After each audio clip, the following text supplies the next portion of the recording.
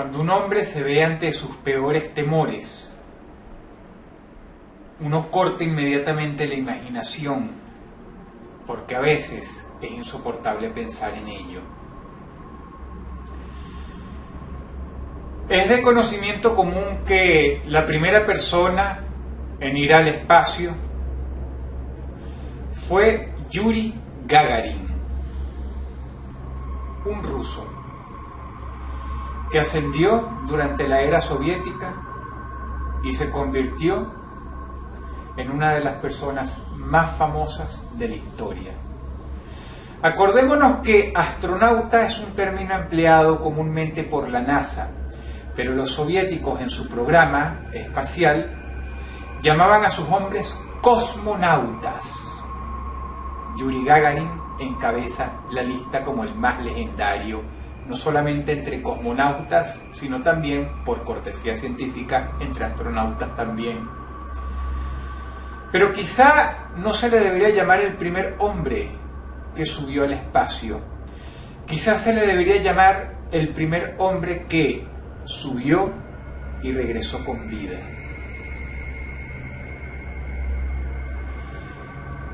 La era soviética esconde muchos pecados abominables.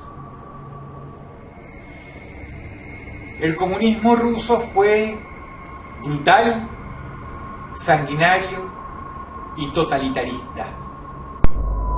Con totalitarismo quiero decir que se podían hacer cosas y se guardaba el más privado secreto respecto a ello. Nadie podía saber lo que sucedía.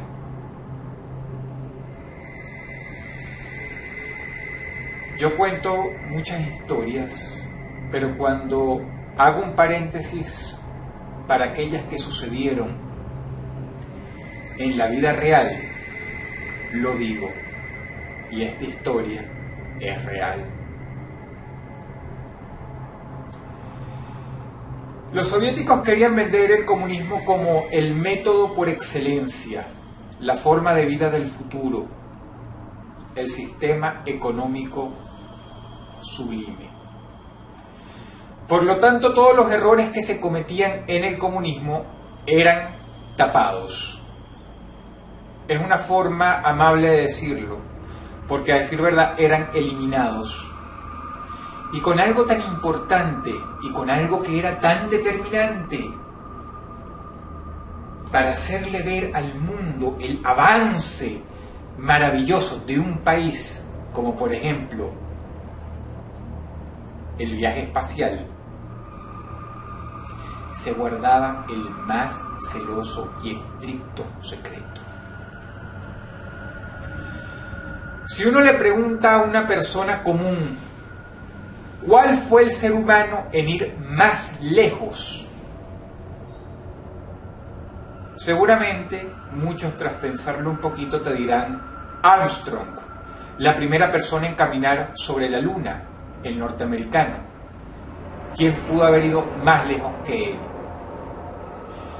El problema es que quien te diga esto está equivocado.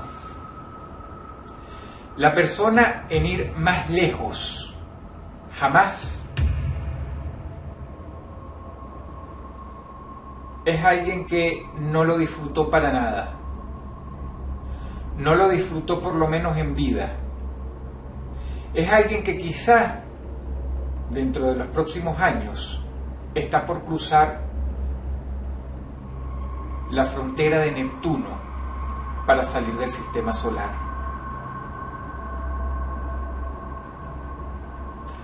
Dos hermanos del norte de Italia, de la familia Giudica Cordiglia, eran radioaficionados.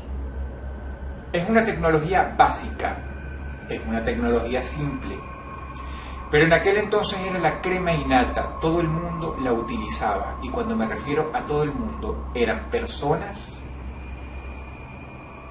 como también gobiernos. El internet no existía, eran los años 50.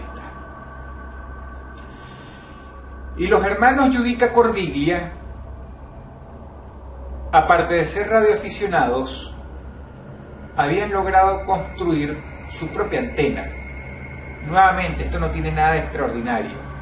Sí, eran niños muy inteligentes, niños que alimentaron su afición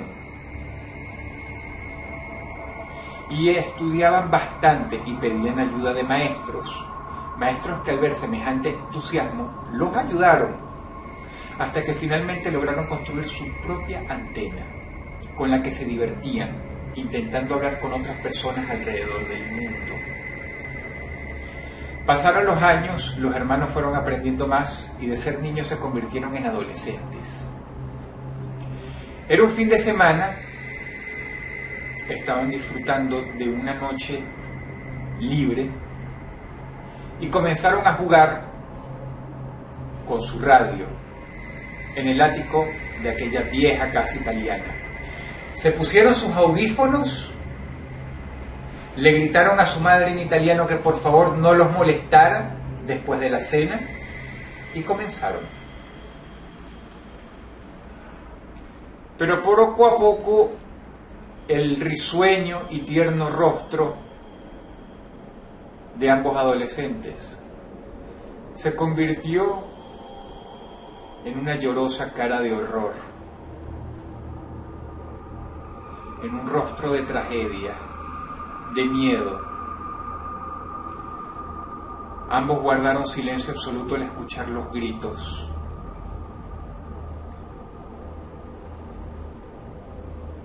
No era el idioma que ellos hablaban, no podían entender absolutamente nada de lo que este pobre hombre desesperado, aterrorizado, gritando a todo pulmón, rogaba o clamaba. Pero sabían que era una llamada de auxilio. Era alguien pidiendo ayuda.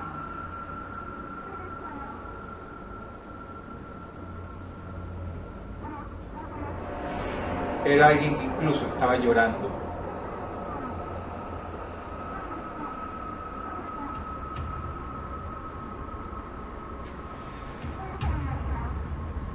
Ellos se quedaron fríos y les tomó mucho trabajo girar la cabeza para verse las caras.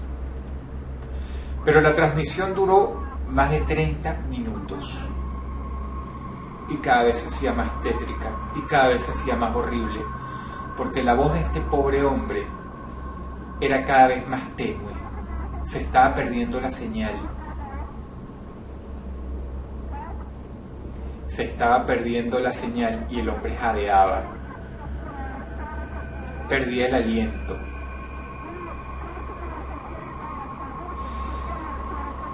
Los chicos tuvieron a bien grabar la mayor parte de la conversación, o por lo menos la mayor parte del diálogo de este pobre hombre. Tenían un miedo tan grande que casi se quedan congelados, pero grabaron una buena parte. Armados con esta grabación, le preguntaron a un profesor en qué idioma hablaba este señor. El profesor escuchó y les dijo que no tenía idea, pero que él podía contactar con otro profesor retirado ya, un hombre muy anciano, que quizá pudiera saber. Pasó una semana y cuando los chicos finalmente fueron a hablar con el profesor, escucharon una revelación que los aterrorizó.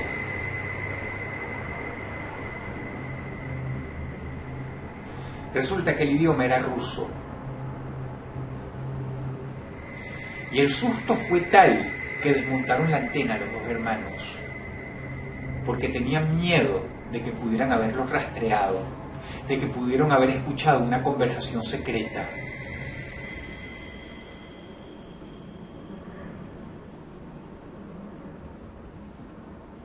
Se dieron cuenta de que, en efecto, habían captado una comunicación con un cosmonauta. La radio de los chicos fue lo suficientemente potente para que la señal el rayo de la señal fuera hasta allá arriba y captara la conversación del hombre que estaba en la cápsula. En efecto, era una llamada de auxilio. El hombre lo único que repetía era: por favor, contéstenme, ¿qué hago? ¿Qué hago? Por favor, contéstenme, ¿qué hago? ¿Qué hago? No puedo respirar, no puedo respirar. ¿Qué hago? ¿Qué hago? Por favor, contéstenme. Y cuando su voz se quebró: no me hagan esto, no me dejen así. Por favor, no me dejen así.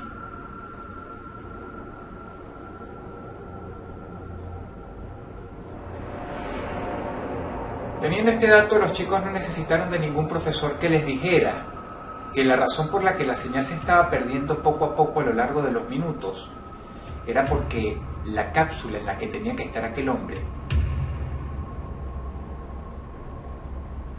se salió del eje gravitacional del planeta y se perdió en la nada, en la inmensidad del espacio.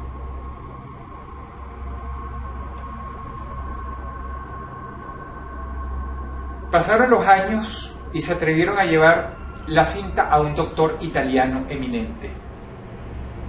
El doctor les confirmó que los jadeos eran propios de un hombre que se estaba quedando sin oxígeno. Era bastante obvio lo que había pasado. Y recién hace poco es que esta historia se conoció, muy para vergüenza del programa espacial soviético.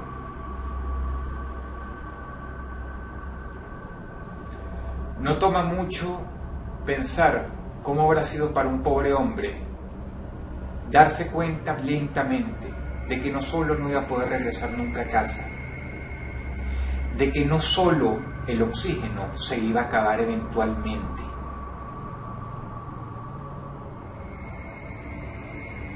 sino que allá en la tierra su familia ni siquiera lo iba a poder enterrar.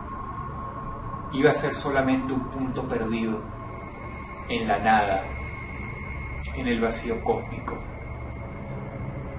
Y hoy, preservado a menos de 270 grados bajo cero, el cuerpo de ese desafortunado cosmonauta sigue viajando en la negrura absoluta.